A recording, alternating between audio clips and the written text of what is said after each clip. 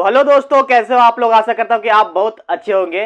दोस्तों, आज के लेक्चर में हम नया टॉपिक स्टार्ट करने वाले हैं जिसका नाम है थर्मल स्ट्रेस एंड और उसके डिफरेंट पार्ट के बारे में हम पढ़ने की कोशिश करेंगे। ठीक है, तो आज के लेक्चर थोड़ा यूनिक लेक्चर है क्योंकि कोई भी एग्जाम में ना 2 या 3 मार्क्स का ये इससे क्वेश्चन आ ही जाता है और काफ़ी आसान सा सब्जेक्ट है, काफ़ी आसान सा टॉपिक है। ठीक है, तो इसका नाम क्या है? Thermal stress. Thermal stress and it's different case.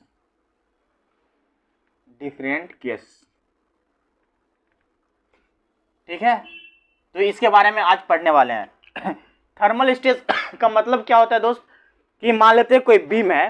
ठीक है, अगर कोई बीम है, बीम में किसी तरह का हीट प्रोवाइड करवाते हैं। ठीक है, जैसे कि अज्यूम करते हैं कि यहाँ पे एक बीम है। ठीक है, इस तरह से समझे ना, यहाँ पे बीम है। अब हम क्या करते हैं, यहाँ पे टेम्परेचर को इंक्रीज करते हैं, इंक्रीज इन टेम्परेचर। तो क्या होगा? डेल टी मतलब होता है क्या है?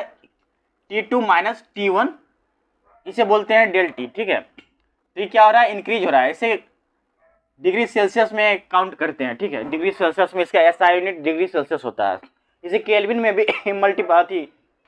इसे केल्विन में भी कैलकुलेट कर सकते हैं, लेकिन हम इसे यहाँ पे ज़्यादातर सेल्सियस में ही कैलकुलेट करेंगे। ठीक है ना, तो जैसे अगर आप यहाँ पे देख रहे होगे, ये एक बीम है। ठीक है ना, ये एक बीम है। इसकी लेंथ क्या है? L है। इसकी हाइट क्या है? H है। इसकी ब्रीथ क्या है? W है। ठीक है, इसकी ब्रीथ W है। तो अगर हम इस बीम में हीट प्रोवाइड करवाएंगे तो क्या होगा? ये एक्सपेंड होने लगेगा, है ना। जैसे कि रेल की पटरी में आप देखते होगे, 2 रेल की पटरी जब जहाँ ज्वाइंट की जाती है, थोड़ा सा गैप छोड़ दिया जाता है। क्यों ऐसा किया जाता है? क्योंकि गर्मी के दिनों में ना वो रेलवे का जो पटरी है, रेलवे लाइन है, वो क्या होता है? एक्सपेंड होता है, क्योंकि वो आयरन का बना होता है। तो एक्सपेंड होता है, एक्सपेंड होकर वो गैप जो है फिल होता है। वो उसी तरह ये जो है एक्सपेंड होकर के थोड़ा ये इससे इसका एल जो है इंक्रीज हो जाएगा। ठीक है ना, इसका एल जो है इंक्रीज होकर बड़ा हो जाएगा। तो ये बेसिकली हम सोम में पढ़ते हैं ना, तो एक्सपेंशन ज़्यादा बड़ा नहीं होता, एक्सपेंशन mm में काउंट करते हैं। जैसे कि बीम है, बीम एकदम थोड़ा सा एक्सपेंड होगा, थोड़ा सा, ज़्यादा एक्सपेंड होगा नहीं, थोड़ा सा एक्सपेंड होगा। अगर ज़्यादा एक्सपेंड होगा तो ब्रिज ही टूट जाएगी, ये तो स्ट्रक्चर, ये बिल्डिंग टूट जाएगी। तो हल्का से एक्सपेंड होता है, ये तो बेंड होता है, एक्सपेंड होता है। वही चीज़ें यहाँ पे पढ़ना है। तो जैसे देखो, अगर हम यहाँ पे टेम्परेचर की इंक्रीज कर रहे हैं ना, टेम्परेचर इंक्रीज कर रहे हैं, तो ये क्या हो रहा है? एक्सपेंड होने की कोशिश कर रहा है, एक्सपेंड होने की कोशिश करेगा। जब यहाँ पे एक्सपेंड होने की कोशिश करेगा, तो अगर हम ये जो बीम है एक्सपेंड होने की कोशिश कर रहा है, अब हम यहाँ से दोनों तरफ से किसी चीज़ से फिक्स कर देते हैं, किसी चीज़ से फिक्स कर देते हैं इधर से। तो ये क्या हो रहा है? एक्सपेंड होने की कोशिश कर रहा है। और इधर जो फिक्स है, जब ये फिक्स है, फिक्स को हटाएंगे तो इस तरह का फोर्स यहाँ पे आ जाएगा, इसे कंप्रेस होने की कोशिश करेगा, है ना, कंप्रेस होने की कोशिश करेगा। ये फैलने की कोशिश करेगा और ये क्या करेगा? इसे कंप्रेस करने की कोशिश करेगा। तो वही चीज़ें यहाँ पे देखते हैं। तो इसके क्या है? इसकी डायमेंशन में चेंज होगी, है ना, इसकी डायमेंशन में चेंज होगी, मतलब कि लेंथ में चेंज होगी, इसकी हाइट में चेंज होगी, इसकी ब्रीथ में चेंज होगी। तो बेसिकली ना 2 तरीके से इसकी डायमेंशन में चेंज हो सकती है। 2 तरीके से हम देख लेते हैं यहाँ पे।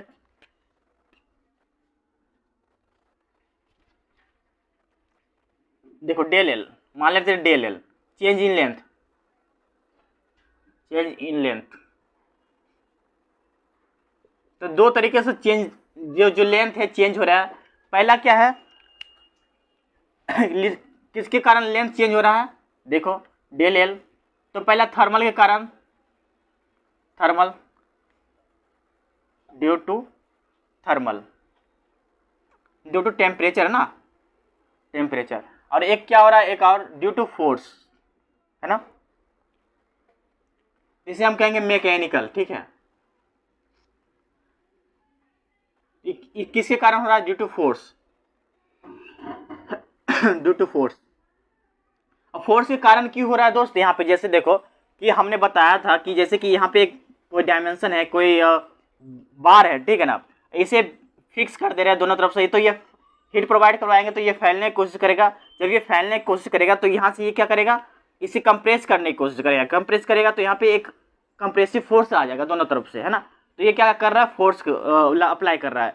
अगर हम यहाँ पे थर्मल स्ट्रेस जनरेट नहीं करते हैं बल्कि मैकेनिकल ही करते हैं, मैकेनिकल फोर्स अप्लाई करते हैं, तो क्या होगा, इसकी लेंथ क्या होगा, डिक्रीज हो जाएगी ना, क्योंकि कंप्रेस कर रहे हैं तो लेंथ डिक्रीज हो जाएगी ना। अगर टेंशन में लगाएंगे तो लेंथ इंक्रीज हो जाएगी। तो मतलब मैकेनिकल फोर्स के कारण भी लेंथ इंक्रीज हो रही है और टेम्परेचर के कारण भी लेंथ इंक्रीज हो रही है। तो हम देख लेते हैं कि टोटल चेंज, जैसे कि डेल एल टोटल किसके कारण हो रही है, टोटल क्या है, डेल एल थर्मल के कारण प्लस डेल एल मैकेनिकल, इन दोनों के कारण चेंज हो रही है ना, इन दोनों के कारण चेंज हो रही है यहाँ पे। आई होप आपको दोस्त ये सारी चीज़ें समझ में आ गई होंगी। इतने सारी चीज़ें फिर से मैं समझाता हूँ कि ये जो एक बार है, बार में हीट प्रोवाइड करवा दे रहे हैं तो उसकी लेंथ में और डायमेंशन में चेंज होगी। बेसिकली मैंने यहाँ पे लेंथ दिया है, इसके हर पार्ट में चेंज होगी। इसकी हाइट जो है इंक्रीज हो जाएगी, इसकी जो लेंथ हो ना, ये लेंथ इंक्रीज होगी तो हाइट क्या डिक्रीज होगी, है ना। ये चीज़ें अगर लेंथ इंक्रीज हो रही तो हाइट डिक्रीज होगी, मतलब कुछ ना कुछ चेंजेस हर पार्ट में आ रहे हैं। तो अब यहाँ पे चेंज किसके कारण हो रहा है, तो पहले टेम्परेचर के कारण चेंज हो रहा है, क्योंकि टेम्परेचर यहाँ पे बढ़ा रहे हैं तो ये लेंथ इंक्रीज हो रहा है, हाइट डिक्रीज हो रहा है। अगर फोर्स यहाँ पे दो तरह के लगा सकते हैं, या तो कंप्रेसिव लगा सकते हैं या तो टेंशन वाले फोर्स लगा सकते हैं, जिसके कारण क्या होता है, ये तो लेंथ इंक्रीज होता है या लेंथ डिक्रीज हो जाता है, ठीक है। अगर हम देख लेते हैं यहाँ पे एप्सिलॉन टोटल निकालेंगे, टोटल तो क्या होगा, epsilon thermal plus epsilon mechanical, ये भी है, ठीक है ना। इतना आई होप इतना समझ गए होंगे। इसका एक फॉर्मूला भी होता है, मैं आपको फॉर्मूला ले चलता हूँ फॉर्मूला की तरफ। देखो जैसे कि हम देख लेते हैं यहाँ पे,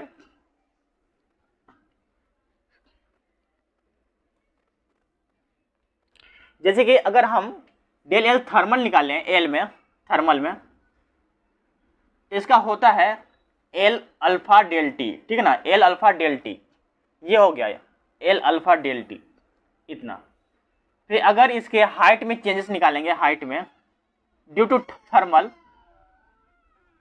तो क्या होगा, एच अल्फा डेल टी, है ना, ये हो जाएगा। फिर अगर इसके ब्रीथ में निकालें तो क्या होगा, thermal equal to W alpha del T, इतना हो जाएगा, है ना। आई होप इतना समझ में आ गया होगा। अगर हम इसका एक्स डायरेक्शन में निकालते हैं, एप्सिलॉन एक्स, एप्सिलॉन मतलब क्या हो रहा है, स्ट्रेन हो रहा है ना, स्ट्रेन मतलब इसका फॉर्मूला क्या होता है, change in length upon original length होता है ना। तो मान लेते हैं कि ये डेल यहाँ पे है, ये डेल आ गया, डेल एल थर्मल के कारण उसके लेंथ में चेंज हो रहे हैं, प्लस ओरिजिनल लेंथ क्या है, ये एल है। तो देखो ये थर्मल के कारण ये क्या है, इसका ये फॉर्मूला आ गया एल अल्फा डेल टी, और ओरिजिनल क्या है, एल है नीचे, तो ये दोनों कट गया तो क्या हो गया, अल्फा डेल टी, इतना आ गया, है ना। तो एप्सिलॉन एक्स इक्वल टू क्या हो गया, अल्फा डेल टी। उसी तरह यहाँ पे y के लिए भी लेंगे तो ऐसे ही हो जाएगा, एप्सिलॉन y इक्वल टू क्या होगा, डेल एच थर्मल मतलब ये डेल एच थर्मल मतलब हो रहा है कि हम टेम्परेचर प्रोवाइड करवा रहे हैं, जिसके कारण एच में जो हाइट में उसमें चेंजेस आ रहे हैं। तो ये क्या, change in height upon original height, है ना। तो इसका मतलब ये फॉर्मूला क्या हो जाएगा यहाँ पे, H alpha del T upon H, यहाँ पे हो गया, है ना। और एच को हम काट देंगे, ऊपर एक नीचे एक, ठीक होगा। तो यहाँ पे क्या होगा, अल्फा डेल टी। तो एप्सिलॉन वाई इक्वल टू क्या हो गया, अल्फा डेल टी, इतना आ गया, ठीक है ना, इतना आ गया। अगर हम वाई जेड में भी देखेंगे, जेड में भी तो यही आएगा, क्योंकि जेड में भी ये अल्फा डेल टी ही आएगा, ठीक है, जेड में भी अल्फा डेल टी आएगा। तो इसका मतलब क्या है दोस्त, इसका मतलब ये है कि अगर एप्सिलॉन एक्स और एप्सिलॉन वाई और एप्सिलॉन जेड को बराबर कर देंगे तो इसकी वैल्यू क्या आ जाएगी, अल्फा डेल टी, है ना, इतना ही आ जाएगी ना, इतना ही आ जाएगी। अगर हम इसका स्ट्रेस को यहाँ पे रिप्रेजेंट करें तो sigma X equal to sigma Y equal to sigma Z equal to 0 हो जाता है। ये चीज़ें याद रखना। ये चीज़ें मैं आगे और भी बताऊंगा अच्छे से, जब इसके डिफरेंट केस पढ़ेंगे ना। तो जब हम कभी एक साइड को फिक्स करते हैं, एक साइड को फ्री करते हैं, तो यही चीज़ें फिर से पढ़नी पड़ेगी, ठीक है। तो ये अभी आप शॉर्टकट में याद कर लो, ठीक है ना। अब हम देख लेते हैं थर्मल कोफिशिएंट। जैसे कि यहाँ पे देख रहे होगे अल्फा, अल्फा का वैल्यू क्या होता है, अल्फा क्या बोलते हैं अल्फा को, तो अल्फा को बोलते हैं, यहाँ पे मैं मिटा देता हूँ यहाँ से। अच्छा, जैसे देखो ये अल्फा बराबर क्या है, अल्फा इक्वल टू क्या, coefficient of thermal expansion, thermal expansion. इसे अल्फा क्या बोलते हैं, कोफिशिएंट ऑफ थर्मल एक्सपेंशन। मतलब कि डिफरेंट मटेरियल के डिफरेंट थर्मल एक्सपेंशन होते हैं। जैसे कि अगर हम स्टील की बात कर ले दोस्त, अगर हम स्टील की बात करें, स्टील में क्या होता है, 12 इंटू 10⁻⁻6 पर डिग्री सेल्सियस, ये होता है स्टील की।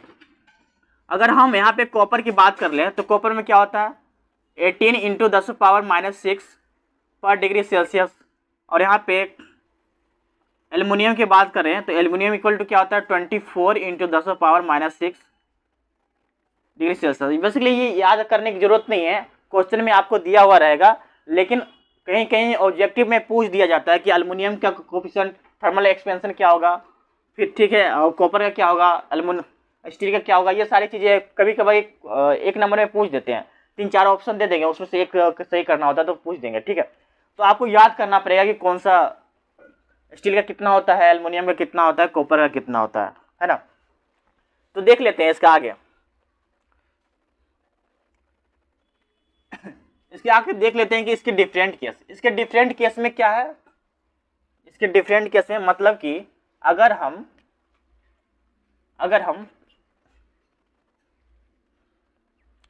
Bar is fixed in one direction, मतलब बार को ना एक डायरेक्शन में फिक्स कर देते हैं। कोई भी बार है, मान लेते यही बार है ना, तो इसके एक डायरेक्शन में फिक्स कर लेते हैं, मतलब कि एक्स डायरेक्शन में फिक्स कर लेते हैं। जैसे कि यहाँ पे ये चीज़ है, यहाँ एक बार है, बार में ना यहाँ पे देखो ये बार है, तो यहाँ पे एक डायरेक्शन को फिक्स कर देते हैं, यहाँ पे इसके एक डायरेक्शन को फिक्स कर देते हैं। तो क्या होगा, क्योंकि इसकी लेंथ एल है ना, चेंज डेल टी क्या कर रहे हैं, इंक्रीज कर रहे हैं, डेल टी यहाँ पे इंक्रीज कर रहे हैं। तो हमें पता है कि टोटल डेल एल टोटल क्या होता है, del L total equal to 0 होता है ना, del L total equal to 0। तो ये पूरा जो टोटल है कैसे आएगा, तो डेल एल थर्मल से आएगा, डेल एल थर्मल के कारण एक्सपेंड होगा, प्लस डेल एल मैकेनिकल के कारण एक्सपेंड होगा, मैकेनिकल कारण एक्सपेंड होगा, ठीक है इतना।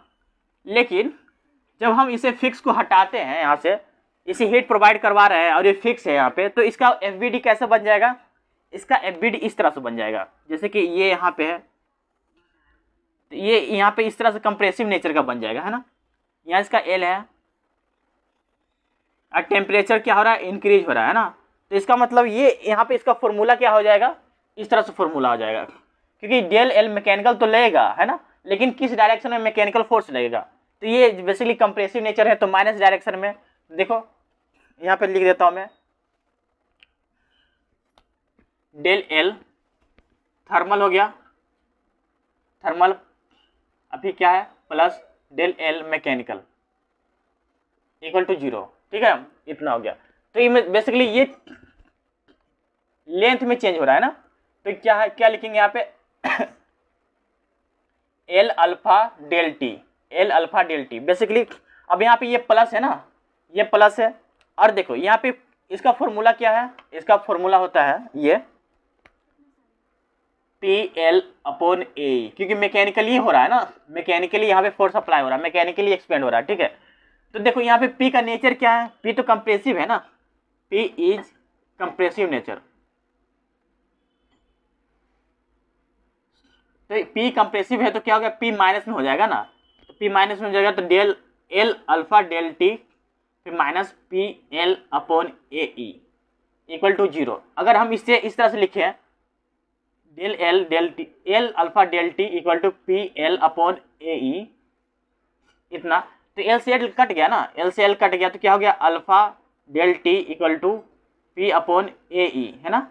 अब ई को इधर लेके चलाएंगे तो E alpha del T upon P upon A, तो इससे क्या हो गया, स्ट्रेस हो गया ना सिग्मा, तो सिग्मा इक्वल टू क्या हो गया, ई अल्फा डेल टी, बेसिकली इतना आ गया for 1D, for one direction,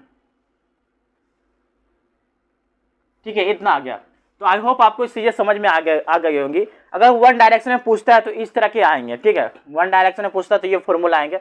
formula आपको याद नहीं करना है, एक बार देख लेना है कि कैसे इसे ड्राइव करते हैं, ठीक है। अगर ड्राइव करने के लिए सीख जाओगे तो ये चीजें आसान हो जाएगी आपके लिए।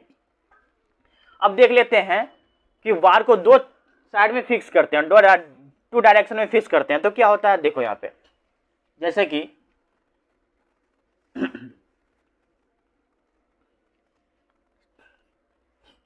अगर हम इसे टू डायरेक्शन में फिक्स करते हैं, टू डायरेक्शन में फिक्स करेंगे तो हम इसका डायग्राम बना लेंगे। जैसे कि ये तो एक्स डायरेक्शन में फिक्स हो गया, एक्स डायरेक्शन में फिक्स हो गया ना। अब इसे वाई डायरेक्शन में फिक्स कर देते हैं, इस तरह से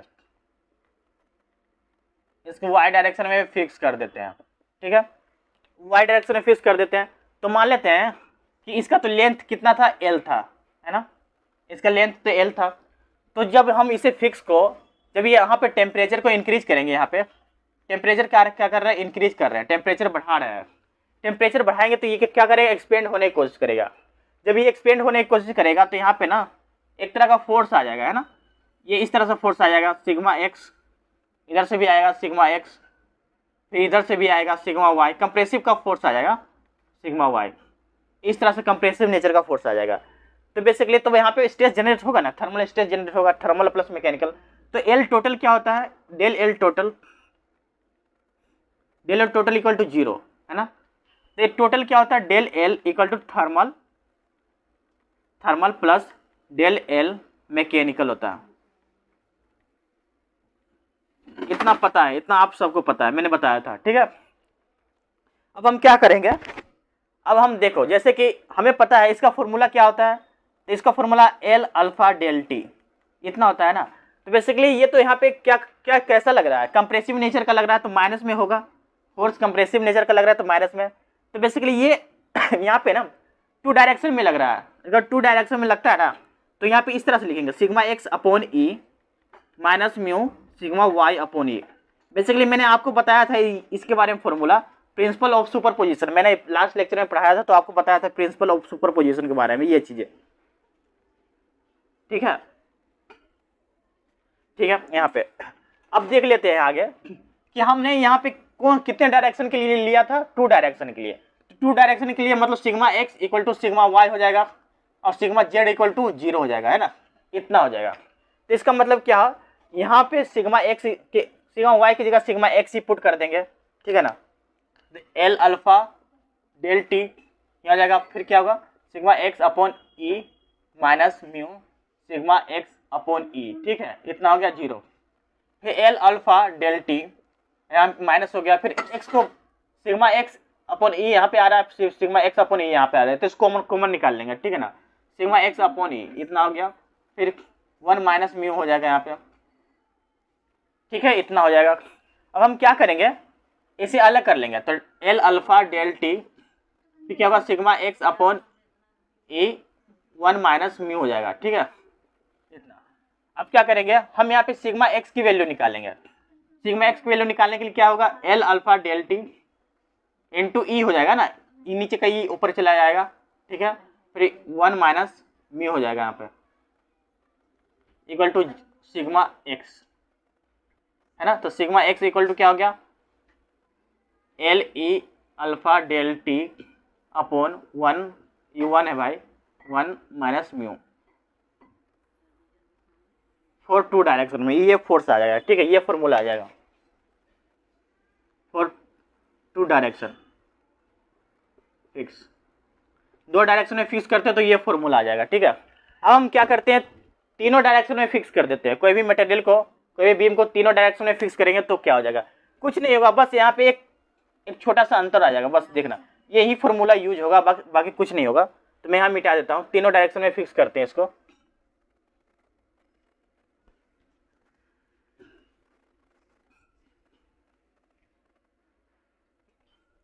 जैसे देखो हम इसे 3 डायरेक्शन में फिक्स करते हैं।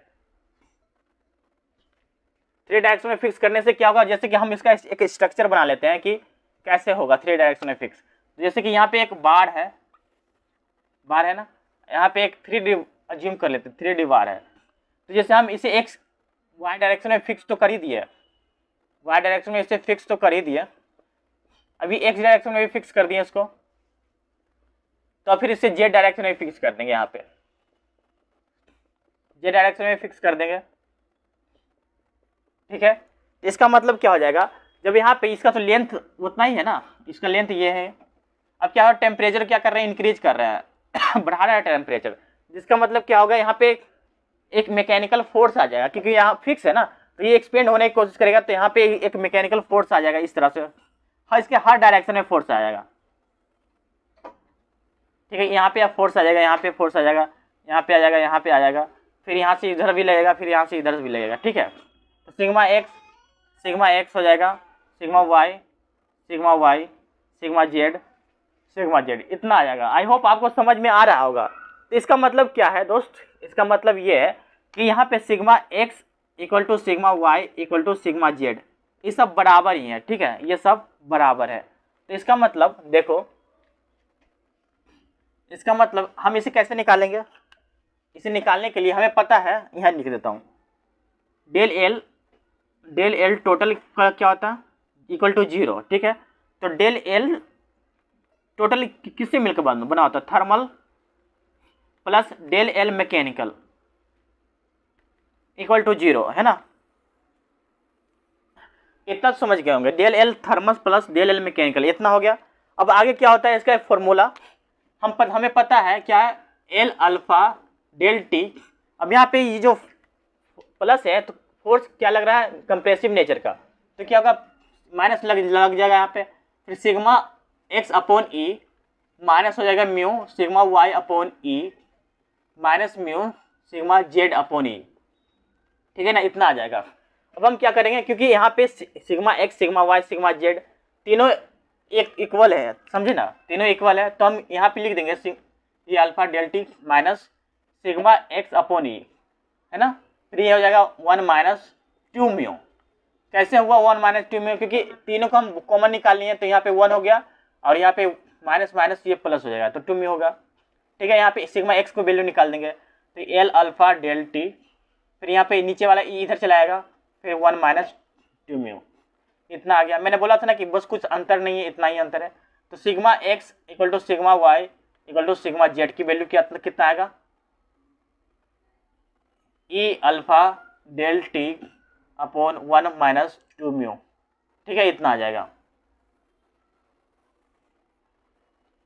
इसका जो फॉर्मूला है ये इतना आ जाएगा। ठीक है, तो फिक्स इन 3 डायरेक्शन,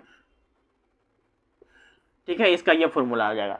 एक और देख लेते हैं, एक क्या है, composite bar, thermal stress in composite bar. जैसे कि मान लेते हैं कोई दो मटेरियल है, आपस में ज्वाइंट कर दिया गया है, और दोनों में हीट प्रोवाइड करवा रहे हैं, तो कौन सा थर्मली एक्सपेंड ज़्यादा होगा, कौन सा थर्मली एक्सपेंड कम होगा, तो वो चीज़ें देखना।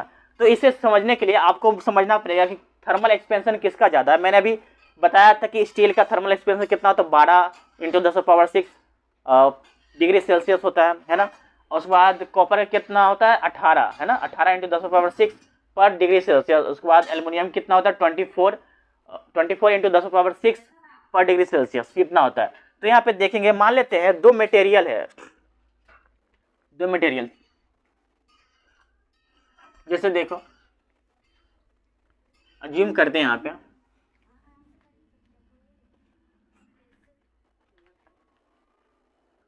Thermal stress in composite bar.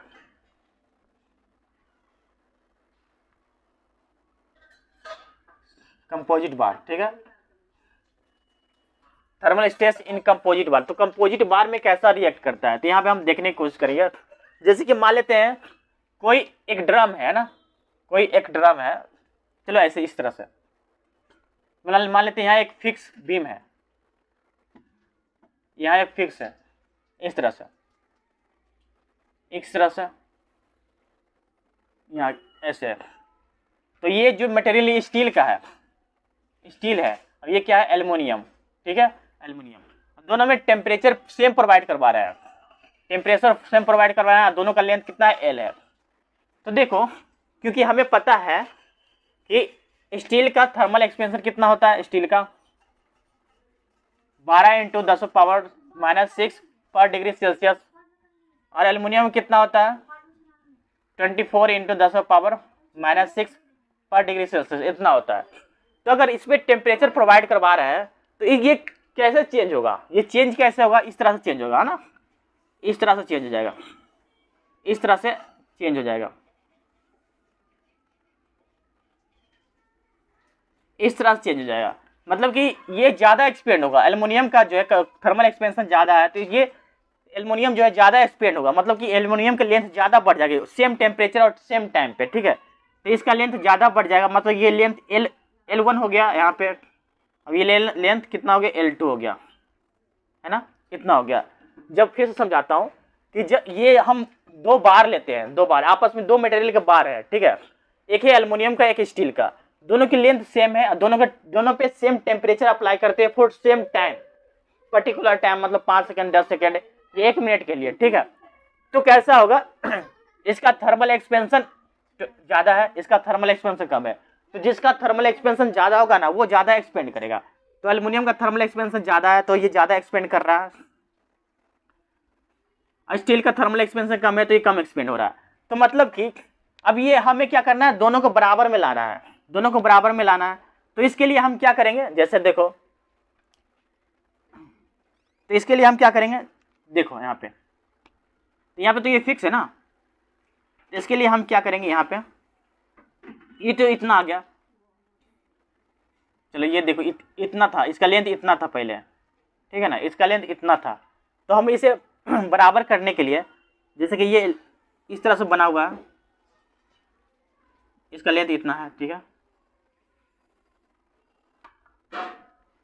तो यहाँ पे ना, ये तो इसका, ये यहाँ तो फ्री लेंथ था, ये इनिशियल पॉइंट था, ये जो इनिशियल है, इनिशियल मतलब कि जब हम हीट प्रोवाइड नहीं करवा रहे थे तो ये लेंथ था, ठीक है। अब ये हीट प्रोवाइड करवा दिए तब ये लेंथ आ गया। अब हम क्या करना है, इसको पर्टिकुलर तक एक्सपेंड करवाना है, मतलब कि हमें चाह रहा है कि इन दोनों को यहाँ तक फिक्स करें, इन दोनों को यहाँ तक, है ना। तो हम इसे ऐसा करवाने के लिए ना, ऐसा करवाने के लिए हम क्या करेंगे, ये जो एक्सपेंड हो रहा है ना, एक्सपेंड हो रहा है मटेरियल को, जो ज़्यादा एक्सपेंड हो रहा है उस पर कंप्रेसिव नेचर का एक फोर्स लगवाएंगे, है ना, जो ज़्यादा एक्सपेंड हो रहा है यहाँ तक हमें एक्सपेंड करवाना है, यहाँ तक। तो इसका मतलब क्या है, देखो जैसे कि इसका मतलब क्या है कि यहाँ जो है रिक्वायर्ड लेंथ है, ये जो है रिक्वायर्ड लेंथ है, मतलब कि यहाँ तक इसको एक्सपेंड होना है, क्योंकि ये कम एक्सपेंड हुआ तो यहाँ तक एक्सपेंड होना है इसको, और ये जो है ज़्यादा एक्सपेंड हो गया, मतलब फालतू का एक्सपेंड हो गया, तो इसे क्या करना है, कम एक्सपेंड करवाना है, इतना कम एक्सपेंड करवाना। तो ऐसे करवाने के लिए ये तो ज़्यादा हो गया, तो इससे क्या करेंगे, कंप्रेसिव नेचर का फोर्स लगाएंगे यहाँ पे, है ना, यहाँ पे कंप्रेसिव नेचर का फोर्स लगाएंगे यहाँ पे ऐसे। अब यहाँ पे क्या होगा, यहाँ टेंसाइल नेचर का फोर्स लगाएंगे, समझ गया ना, इतना। अब देखो दोस्त क्या होता है,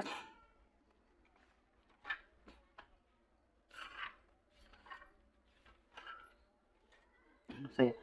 तो देखो हम इसे ना ऐसे करेंगे कि इसका पैरेलल से कंसीडर करेंगे, ठीक है, पैरेलल कनेक्शन से कंसीडर करेंगे, parallel connection, parallel connection, parallel connection. देखो पैरेलल कनेक्शन में हम क्या करेंगे, डेल एल पहले किसके लिए निकालेंगे, स्टील के लिए, है ना, स्टील के लिए, फिर डेल एल किसके लिए, किसके लिए, फिर एल्युमिनियम के लिए। तो जैसे देखो हमें पता है कि डेल एल का फॉर्मूला क्या होता है, डेल एल मतलब क्या हो गया, डेल एल किसके लिए, पहले थर्मल के लिए, प्लस डेल एल क्या हो गया, मैकेनिकल, है ना, ये फॉर स्टील के लिए है। अब यहाँ क्या हो गया, del L thermal plus del L mechanical, तो किसके लिए हो गया, ये एल्युमिनियम के लिए हो गया, है ना। तो ये फॉर्मूला हम बना लेते हैं कि जैसे देखो यहाँ में क्या करें, इसका फॉर्मूला क्या, एल अल्फा डेल टी, इतना हो गया ना, एल अल्फा डेल टी। तो बेसिकली यहाँ पे कैसा नेचर का फोर्स लग रहा है, टेंसाइल नेचर का फोर्स लग रहा है ना, टेंसाइल नेचर का फोर्स लग रहा है, तो यहाँ पे प्लस आएगा, प्लस PL/AE, ठीक है ना। ये क्या हो गया, स्टील के लिए, स्टील के लिए। अब देखो यहाँ पे, अब हम देख लेते हैं एल्युमिनियम के लिए। तो एल्युमिनियम का क्या है, एल्युमिनियम क्या है, तो यहाँ पे डेल एल का फॉर्मूला क्या होता है, एल अल्फा डेल टी। अब देखो यहाँ पे ये जो एल्युमिनियम, नीचे में एल्युमिनियम है,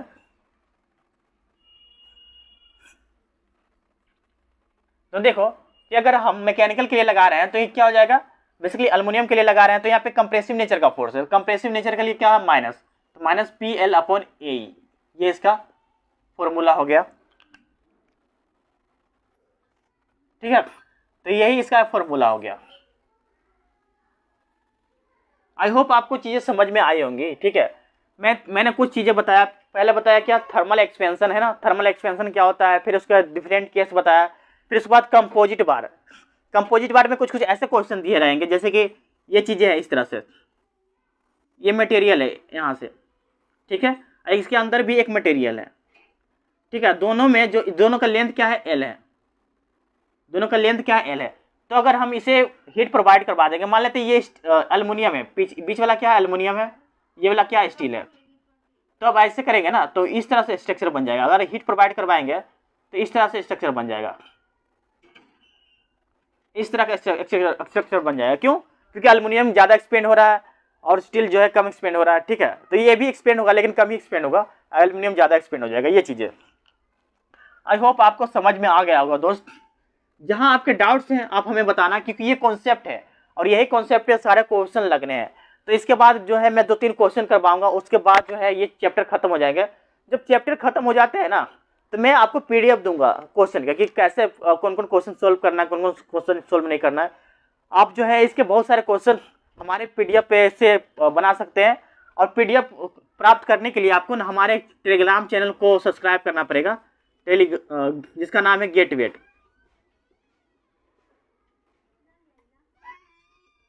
ST ना, ST।